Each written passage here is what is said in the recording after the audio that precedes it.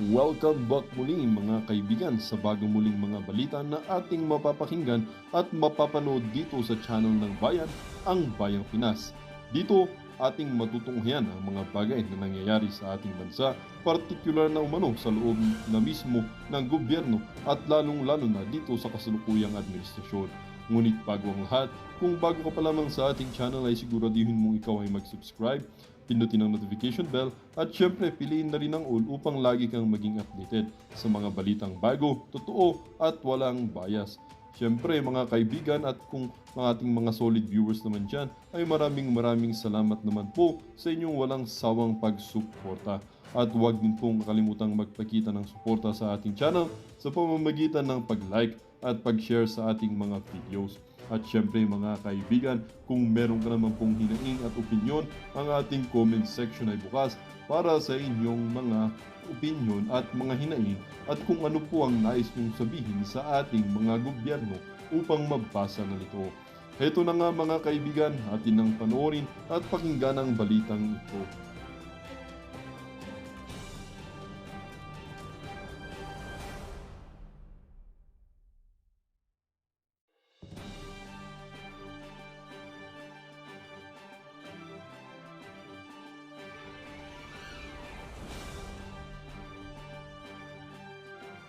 Itong si Claire Castro dito kay Ma'am Ami Soto. Ito. Pakinggan mo natin. Paliwanagan mo kami in dealing with yung ingay ng social media ngayon directed against the palace. Naku po yan. Yes, katulad ng sinabi nga natin, isa lang sa mangyayaring trabaho natin dito ay sagutin kung ano man yung mga fake news, especially about national issues ito. Sabi nga natin, hindi natin papatulan lahat ng mga negatibo, fake news na ibinabato sa gobyerno at kay Pangulo. Otherwise, mauubusan tayo ng oras. Kung lahat ng mga vloggers nagbibigay ng fake news na alam naman natin na fake news, ay papansinin pa natin. Ito yung mga national issues na makaka-apekto mismo sa trabaho ng gobyerno at sa trabaho ng Pangulo. Oo. So, yung si Claire, ito, no, nung naupo ka no isang araw, ano yung mga hamon na Teka lang. Kung sinasabi nitong si Attorney Claire Castro na talagang kailangan niyang sagutin o itinalaga siya, ilinagay siya dyan sa pwesto na yan para masawata yung paglaganap ng fake news, especially yung mga nakakaapekto sa ating bansa. Paano ho yung 20 pesos na bigas? Hindi niyo ho ba kami papaliwanagan? Hindi niyo ho ba tatanungin? Yung inyong amo dyan, kaugnay dyan sa ano niya na yan, dyan sa mga pinangako niya na yan. Ano tawag ho dyan? Fake news. Hindi ho ba fake news yan? O fake promise, sorry. Fake promise. Yung 220 pesos na kada kilo ng bigas. Yung naman hong nangyari dyan sa KOJC, hindi ho ba fake news yun? Hindi niyo ho ba kailangang ipaliwanag sa ating mga kababayan? Kasi kung sinasabi nyo tinalaga kayo dyan sa pwesto nyo na yan para sagutin yung mga kumakalat na fake news na yan, siguro ho marami ho kayong dapat ipaliwanag sa mga sinasabi nitong si Marcos Jr. Wala daw armas, maya-maya may armas. Hindi daw blanco, tapos maya-maya blanco pala. Yun ang problema. Pinipili nyo lang yung inyong mga sinasagot. Dapat ho, kung sinasagot nyo yung mga sinasabi yung fake news na ipinapakalat nitong mga Duterte supporter, yun para sa inyo, fake news yun. Kasi yan ang problema ho dyan. Pagka hindi ho sila sang-ayon sa mga sinasabi natin, automatic ho, fake news yan. Pagka sinabi natin na napakaraming dumalo doon sa Cebu Rally, talagang pinagkakagulan si Tatay Digong, marami pa rin sumusuporta sa kanya, ang kaka-counter ho nila dyan, wala naman yan, konti lang naman ang tao, fake news naman kayo. Yun ho ang definition ng fake news sa kanila. Pagka hindi na sila sang-ayon sa inyong mga sinasabi, automatic na ho, fake news na ho yan para dito sa mga aso nitong si Marcos Jr. po na mga linalabanan mo mga fake news? Kasi talagang talamak at alam pa natin na kampanya pa ngayon, eleksyon na po sa Mayo. So talagang naglipara talaga po ang mga fake news. What are your discretion po to share? What do you think are the major challenges that you are confronted as the PCO palace spokesperson? Ngayon, sabi nga natin, yung first day pa lang natin, wala naman tayong intention agad sumagot ng mga katanungan. Nagkataon lang talaga na nasimulan. At ang nagkaatang ng unang natanong, itungkol sa mga pinanggit ni dating Pangulong Duterte na alam natin na walang katotohanan. So kaya siguro medyo nag-init ang mga issues dahil yun agad ang naibatong tanong. So sa mga ibabato na mga kasinungalingan, laban sa pamahalaan at laban sa Pangulo, ito po ay ating unang-una. Of course, we have to research, we have to validate, we have to verify para po magkaroon ng magandang at intelihenteng pagtugon sa mga fake news na ito na ibinabato. Wala ho kayong naging intelihenteng pagtugon doon sa mga sinabi nitong si dating Pangulong Rodrigo Duterte, doon sa naging speech niya sa Cebu. Una, yung sinasabi niya na papunta sa diktatura itong administrasyon na to. Ano ho bang nangyayari ngayon sa ating bansa? Mantakan nyo yun mga kababayan. Pagka gusto ng administrasyon na to na maglipat ng pondo galing sa isang ahensya ng pamahalaan at ililipat ito sa kamay nitong si Marcos Jr., ganun na lang ho mga kababayan. Wala hong makapalagi. Kung hindi pa tayo nagpunta sa Supreme Court, hindi pa ho mapag-uusapan, kagaya na lamang ho yung mga ilinipat na pondo, from PhilHealth to Department of Finance.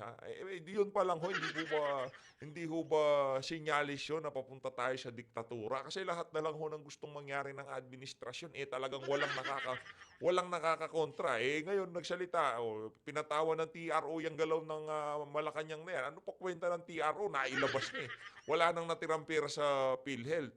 Ngayon para sa budget, nagsampa na naman ho ng petition, kaugnay dyan sa 2025 budget. Dahil alam ho nilang falsifikado, ilinabas na ho nila yung 65% ng budget para sa 2025.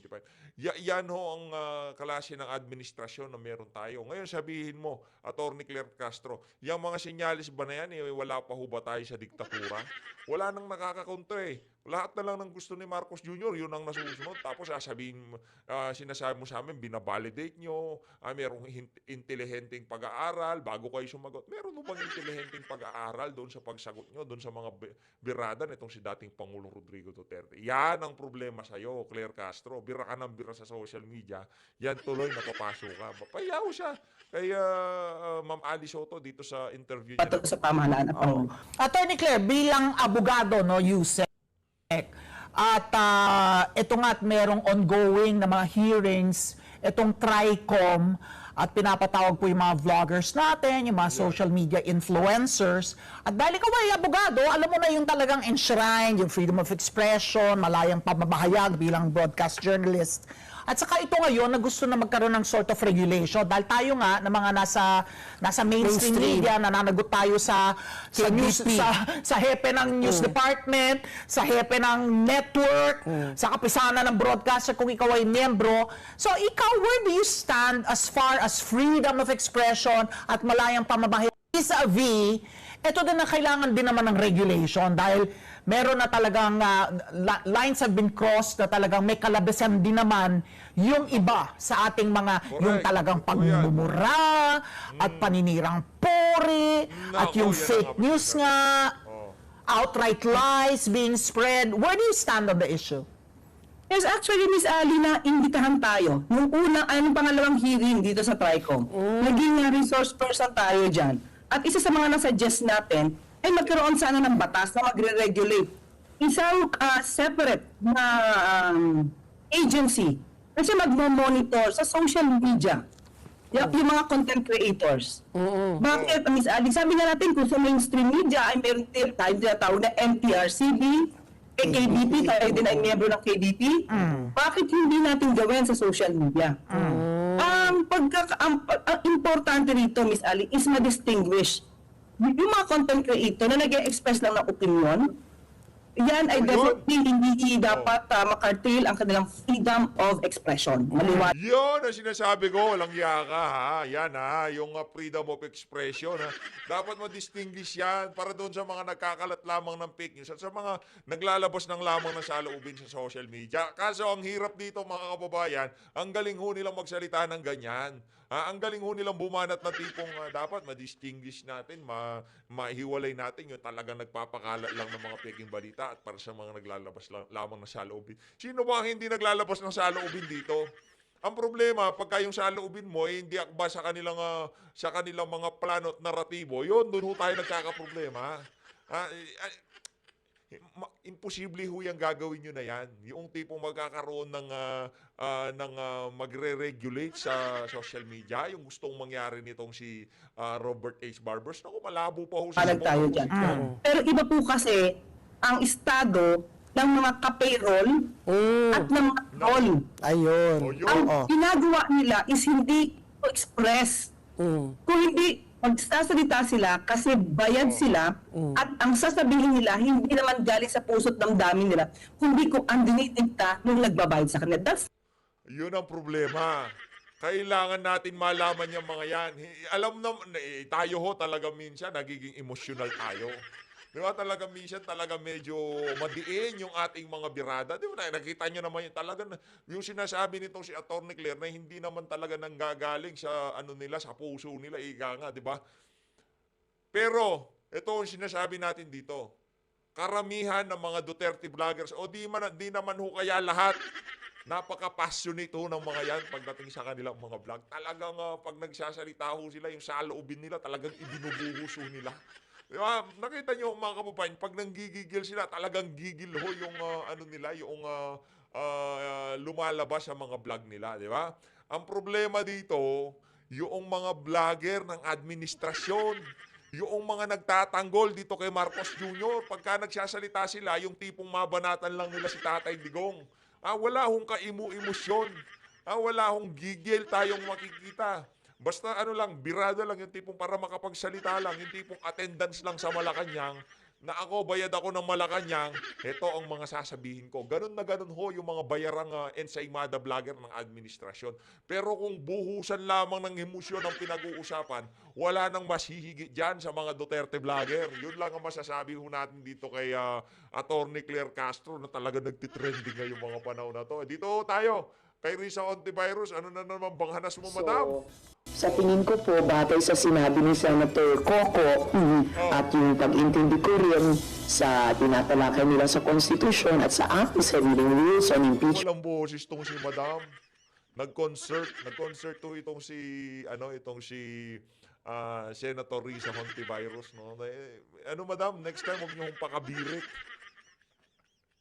Ay baka na ho yan, baka sinisingil na ho kayo sa mga kababuyang pinagagawa nyo dyan sa Senado. Hinay-hinay lang ho kayo, baka alam nyo naman ang karma ngayon, digital, napakabilis yan. Dito sa Senado, walang pumipigil sa amin na itakal yung articles of impeachment at Madam, actually pagka pinag-uusapan articles of impeachment, kung itong si Risa Hontiveros ang magbibigay ng kuro-kuro, opinion, komento, kaugnay dito. Tapos na ho ang impeachment dito kay Risa Hontiveros.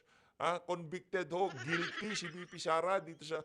Ngayon pa lang, Risa Hontiveros, yung gagawing impeachment trial, bonus na lang yan.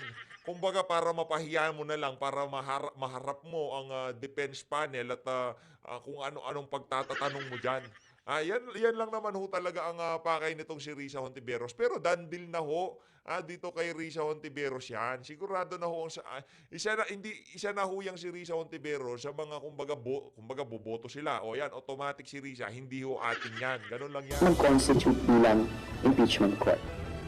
Hindi lang pwede kundi dapat ay magsesyon ng Senado kung gugustuhin ng mayorya na talakayin na ang impeachment case laban kay Vice President Sara Duterte. Ito ang posisyon ni Senate Deputy Minority Leader Risa Hontiveros sa gitna ng mga usapin kung kailan magsisimula ang impeachment trial. Ayon sa mambabatas, sang-ayon siya sa pananaw ni Senate Minority Leader Aquilino Coco Pimentel III na simulan na ang paglilitis bago pa ang pagbabalik sesyon ng Kongreso sa Hunyo. Sa kabila nito, nilinaw ni Hontiveros na kinikilala rin niya ang pananaw ni Senate President Francis Chis Escudero na hindi sila pwedeng mag-convene bilang impeachment court habang sila ay nakarises. Bunsod ng mga argumento, sang-ayon din ng senadora sa pagpapatawag ng all-member caucus o pagpupulong ng lahat ng mga senador upang mapag-usapan ang pananaw ng bawat isa. Umaasa ako na matutuloy yung all senators caucus para dun man lang sa caucus for starters mapag-usapan itutuloy na ba natin yung impeachment trial. And I think na nasabi na ni SP pwedeng sa June na daw pag convene namin nila, pag-resume. Pero sa tingin ko, at ito yung pwedeng pakinggan ng mga colleagues namin sa mga argumento ni Senator Coco, posible at para sa akin, at I believe para kay Alam nyo mga kababayan kung bakit napakaganda ng kondisyon itong si Vice President Sara Duterte ngayong mga panahon na to. Lagi ho siyang nakasmile. Kasi alam ho niya na talagang pagka pinaabot pa to sa susunod na kongreso, lalo hong lalaki ang problema nitong mga senador na to. Kaya minamadali ho nitong si Coco Pimentel, minamadali ho nitong si Risa Hontiveros dahil alam ho nila na dapat maumpisahan yan sa 19th Congress para maitawid sa 20th Congress. O di naman ho kaya kailangan maumpisahan ng 90th para matapos nila dito sa kasalukuyang kongreso. Hindi ho talaga siya pwedeng itawid. Malamang sa malamang, yun ho ang pananaw nitong si Coco Pimentel dyan sa issue ng impeachment. Senator Coco, mas desirable at kayang gawin mas maaga sa Hunyo. Tiniyak naman ni Senador Risa Hontiveros na sa kabila ng mga argumento sa pagitan nilang dalawa ni Vice President Sara Duterte ay magiging patas ang mambabatas sa paglilitis bilang impeachment judge. Nakalantaw ka? Ano ho yan kumbaga, ngayong mga panahon na to, itong mga politiko na to talagang harapan na ho nilang linuloko ang sambayan ng Pilipino. Kaya siya magiging parehas daw ho itong si Risa Hontiveros sa pagtalakay, sa pagtimbang sa mga ilalatag na ebidensya laban dito kay VP Sara. Ito talaga si Risa, oo. Napakakups mo, madam. Nakalantaw ka. Diretsohin mo na kami. Kayo naman ho, narinig namin yung inyong mga banat kaugnay dyan sa confidential fund na yan. Mayat maya, binibira nyo si VP Sara. Hindi pa tapos ang bad government, Committee on Bad Government, naano nyo na, kumbaga na prejudge nyo na to si VP na kesyo. Talagang merong problema yung confidential fund na yan. Tapos sinasabi mo na magiging patas ho kayo. Naku, malaki hong problema yan. And syempre, nobody can completely divorce oneself or forget what has happened. At kahit yung mga nasa social media, syempre, resibo yun sa aming lahat. But the point is, as has been done by senators before and senates before sa mga previous impeachment trials, yun yung hamon sa aming lahat at hamon din sa akin. To have that frame of mind na, okay, as if nagsisimula sa simula. Kung matutuloy ang paglilitis, dapat anyang humarap sa impeachment trial ang pangalawang Pangulo kung ito ang maitatakda sa rules of impeachment na pag-uusapan at sasang-ayunan ng Senado kapag nagpulong na ang mga senador bilang mga impeachment judge. Asher Kadapang Jr., UNTV News. Ayun na nga mga kababayan, itong si Senator Risa, medyo madaldal siya ngayong mga panahon na to. Talagang gusto ho nilang i-establish na itong gaganaping impeachment trial yan sa Senado, talagang legit yan. May credibility yan. Kumbaga, kahit nagalit kami kay VP, gigit na kami dyan. Kung yung mga nagsasalita dyan, yung mga senador na talagang, alam naman ho natin na hindi sila kasing kritikal nitong si Risa Hontiveros pagdating dito sa mga Duterte, medyo maniniwala pa tayo, pero dito sa alin na to, nakita nyo ho ang ginawa niya kay Pastor Quibloy. Nakita nyo ho ang ginawa niya doon sa mga miyembro ng KOJC. Nakita nyo ho kung paano niya noong humarap dyan si Torre, talagang paniwala ho itong si Risa Hontiveros sa lahat ng sinasabi ni Torre. Pero pagka nagpapaliwanag yung mga nasa side ng KOJC, talaga namang nakikita ho natin yung pagiging bias. Pagka nagsasalita na yung mga abogado, automatic pinuputulo niyan. Pero pag nagsasalita yung mga, kung tawagin niya victim survivor, yung leeway ho nila hanggang hanggang, di ba, unlimited yung pagsasalita nila no? Kung anong Risa Hontiveros ang nakita natin doon sa pamumuno niya, pangunguna niya sa mga hearing dyan sa Senado, ganon din ho makikita nating Risa Hontiveros pagka umabot na ho tayo sa impeachment trial. Ito, rekta ho tayo, siyempre, alangan naman itong si Madam, di ho natatapos yan Itong si Ma'am Claire, talagang dire-diretso ang pagpapaano niya ngayon, pagpapabibuho niya sa social media kasi kumpleto mo bayad yan. Huwag mong sabihin mo hindi ka naman bayad. Bayad ho kayo ng Malacanang. Kaya nag-aangas kayo, nag-iingay kayo ngayon, talaga ng mga kumpleto. Talagang tingin ko sa susunod na Pasko, itong si Claire Castro, talagang paldong-paldong itong News and Rescue. Laban po sa fake news na pwede po nating basehan o kaya gayahin. As of now, Ms. Corina, wala pa po tayong alam na nagre-rehistro ang mga content creators sa ibang bansa. Pero maaari nating ibahin ito sa ating bansa para kumbaga ma-prevent natin ang Yan ang haba problema eh, ano? Kasi wala yung mga official sa iba't ibang mga bansa, wala ho silang mga saltik sa utak. Yung tipong papasok sa utak nila na i-regulate nila social media. Anong tanong nitong si Ma'am Rated K? Pakinggan niyo ang tanong nitong si Ma'am Rated K. Kaugnay po niyan ay makakausap natin ngayon Palace Press Officer and PCO Undersecretary Claire Castro. Magandang gabi, Yusek Castro. Yes, magandang gabi sa iyo, Ms. Corina. Opo. Yung binanggit po ninyong registration, ano po, meron po bang iba pang bahagi ng mundo na ganito na po ang ginawa laban po sa fake news na pwede po nating basehan o kaya gayahin? As of now, Ms. Corina, wala pa po tayong alam na nagre-rehistro ang mga content creators sa ibang bansa. Pero maaari nating ibahin ito sa ating bansa para Pwede naman na ho talaga nating ibahin yan sa ating bansa, no? Kasi yung mga leader sa ating bansa, hindi naman ho nila kagaya ng yung mga leader sa iba't ibang mga bansa. Mga may saltik ho yung mga leader dito, eh, no? Gusto ho nilang i-regulate ang social media. Magagaling, ha?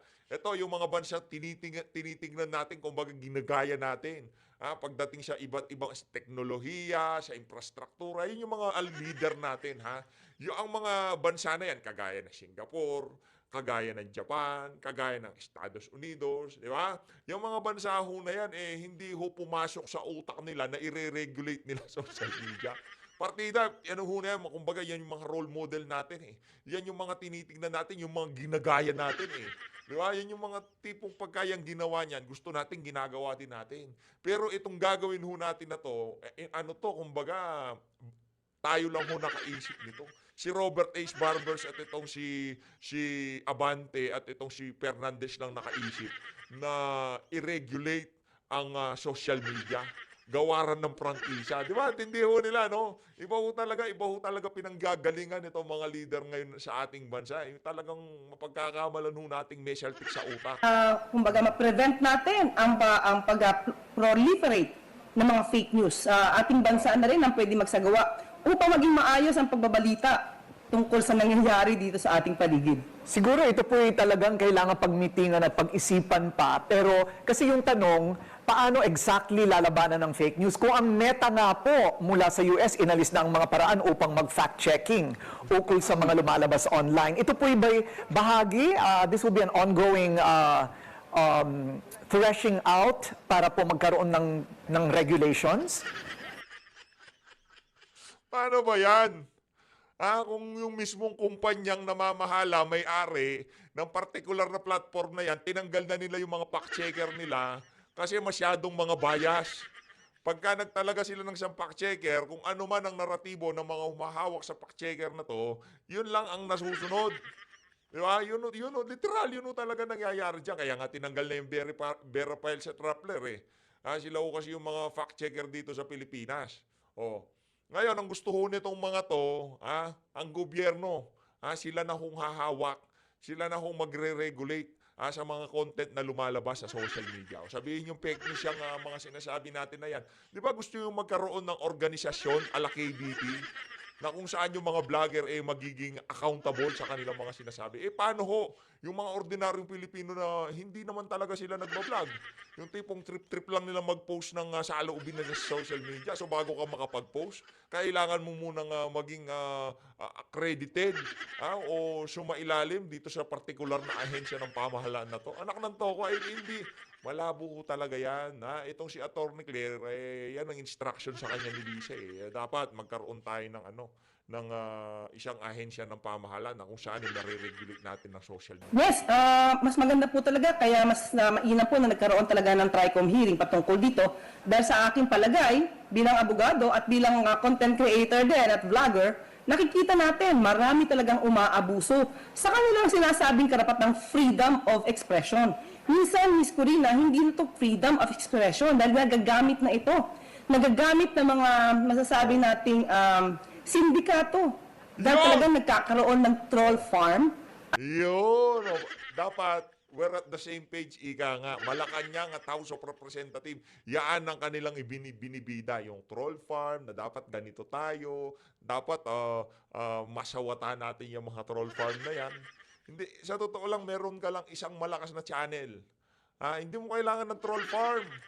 Wala namang boses yung mga yan eh. Yung mga heart reacts, walang kwenta yung mga yan, yung mga comment. Madali na lang ho kasi maispatan yan eh. Pero yung isang video na magkaroon ng napakatinding traction sa social media, yun na ibang usapan ho yun. Pagka yung tipong nagkakaroon ng diskusyon sa isang video na kung saan talagang napag-uusapan sa mainstream media at social media, itong particular na paksa na to, kahit na ano pa yan, kahit na siyang na vlogger o siyang na troll o kung ano pa man, sino pa man ang merong troll farm, kahit na damihan pa yan ng napakaraming heart o lap react, hindi ho yun basta-basta, kumbaga masiship yung traction ng isang post. Ito hong pinakamatinding example diyan. Yung Facebook page nitong si Bangag. Nakita niyo hong nangyari sa kanyang FB page, 'di ba? Nag-post siya ng kung ano-ano. Kesyo yung mga alyansa ng pambubudol, 'di ba? Pinost niya yung kanilang mga rally. Ano hong nangyari? Yan ang sinasabi natin, kahit palabasin pa ng administrasyon lahat ng trolls nila, yung mga binabayaran nila para mag-like, mag-heart, mag-react, mag-edit sa mga picture nitong si Lisa Araneta Marcos, hindi ho yan basta-basta maluloko o mababago yung magiging resulta kung paano tanggapin ng mga Pilipino yung mga nakikita nilang content sa social media. Pero sa bagay, mahirap po kasing intindihin yun pagka kayo kumukubra sa Malacanang. Tignan nyo na lang yung FB page ng amo nyo para sabihin nyo yung mga troll farm gusto nyo masawata. Walang kwenta yan. Yung lahat, sasabihin nyo yan, yung lap react. Ganito yan. Sa FB page ni Marcos Jr., dalawa yan eh. Yung heart reacts, sigurado yan mga trolls yan. Pustahan tayo mga trolls yan. Walang friend, walang post, wala lahat. Basta yung ano lang siya, profile lang talaga siya, tapos bira siya ng bira sa social media. Pero yung mga naka-angry face, yung mga naka-haha react, makikita nyo ho yun mga kababayan, sigurado yan mga totoong tao. Merong swimming, merong lakad, merong mga update sa kanilang mga wall. Meron hong ganon. Yung mga, tingnan nyo mga kababayan, yung mga pinaparatangan nilang mga troll, yung mga naka-haha react, kung yung sisiyasatin yung mga account na yon, hindi ho sila yung mga troll. Kasi mga totoong tao, merong kaibigan, merong mga kaganapan sa kanilang FB wall. Pero yung mga naka-heart react, sila ho yung mga walang aktibidades sa kanilang mga account. Diba? Pero hindi ho yun maiintindihan ni Claire Castro dahil nga naman kumukubra siya dyan sa Malacanang. Kung ano lamang ang naratibo nitong si Tambaloslos at Lisa Araneta Marcos, yun lamang hong sasabihin yan sa social media o sasabihin nyo na naman yan, fake news, dahil hindi kami sang-ayon sa mga sinasabi nyo. Yan ang problema dyan. At pag sinabi nating troll farm, ang tambagay-bagay na sinasabi nila ay walang katotohanan kundi manira lamang, hindi ito kaugnay sa freedom of expression. Okay, so bukod po sa kampanya kontra fake news, ano pa po ang mga marching orders ni PBBM sa PCO?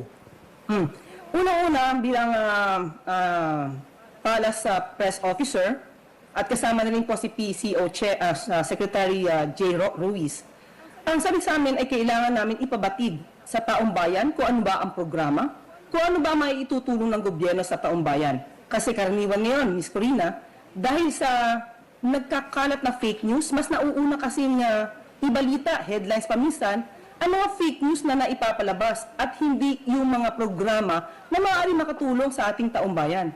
So yun lang po, talaga. Yarin lamang na kay Ma'am Rated K ka na kay Ma'am Corina Sanchez ka na. Ilatag nyo na yung mga programa. Yung mga plano ng administrasyon, isa-isahin nyo ho diyan sa naging ano nyo na yan, diyan sa naging interview nyo na yan kay Ma'am Corina Sanchez. Ang problema ho kasi, wala hong accomplishment, wala hong nauumpisahan, at walang natatapos itong administrasyon na to. Yun ang problema nila. Ngayon, pagka pino na sila, yan, fake news na naman, may ginagawa kami, hindi binabalita nyo yung mga fake news na. Wala hong fake news. punta ho kayo sa FB, ay YouTube, FB, makikita nyo ho ang realidad ng Pilipinas ngayong mga panahon na to. Ano yan? Ano ho ba pagkabuklat nyo ng inyong app, FB, YT, ano ho bang unang bubungad sa inyong ano? O gurgura, nagkaroon ng saksakan, nagkaroon ng holdapan, o nawawala si Junior, o itong si ate nagbablog tapos nagpapagulong. 'Di ba? Yan ho yung mga nakikita ngayon sa social media. Kaya tigil-tigilan niyo ho kami na para sabihin na mas nauna pang kumakalat yung fake news o kung ano pa man hindi binabalita yung mga accomplishment. Wala nga hong nagpo-pop up eh. Paano wala namang ginagawa ang administrasyon tapos sisisihin yung ating mga kababayan pagka pinagpiestahan yung mga content na yan. Halimbawa ng content, yun hong yun hong kinidnap na bata. 'Di ba? Tapos nakita nyo ho kung anong ginawa nila dito sa hinlili niya, 'di ba? Sinend ho sa atin yun, parang di ho tayo halos makatulog. Iniisip po natin eh. Sabi ko, ano ba naman ito? Sabi ko, ito na ho ba talaga ngayon ng Pilipinas, 'di ba? Pero tingin ko, yung bata doon, ano na yun, wala nang buhay yun. Kumbaga, ano na lang yun, gusto lang mamera ng mga dumali. Hindi ko alam kung naligtas ba yung bata. Wala ho tayong update doon. Kasi talagang nalungkot ho tayo nung nakita natin yun. Yun ang bubungad sa iyong feeds. Bubungad sa iyo, ito, meron na namang hold up. Meron na namang lolang ganito ginawa. Meron na. Yun ho eh. Ngayon, sisisihin nyo ang ating mga kababayan pag naghaha-react sila dito kay Marcos Jr. Kasi katawa-tawa naman. Ang dami nating problema kung ano-anong pinag-aatupag mo. Di ba? Magiging proactive po tayo para po ipaalam sa taong bayan ano ba ang pwedeng maitulong sa kanila ng gobyerno. May inaasahan po ba tayong balasahan pa o pagbabago sa PCO? Malakas po ang dating ng inyong mga mensahe ukol sa fake news at sa dating Pangulong Duterte kahapon. Isa po bang mas palaban at agresibong information dissemination ang maasahan ngayon mula sa Malacanang? Opo, Ms. Corina, at hindi naman po ang sinasabi nga natin, hindi na po si dating Pangulong Duterte ang sasabihin natin nag-fake news. Lahat po na maaari nating makita na nagsasabi ng walang basyan. Atin naman po ay hindi natin i-curtail or ite-trespass ang karapatan ng taong magsalita. Pero iba po kasi ang karapatang magsalita at iba po ang disinformation.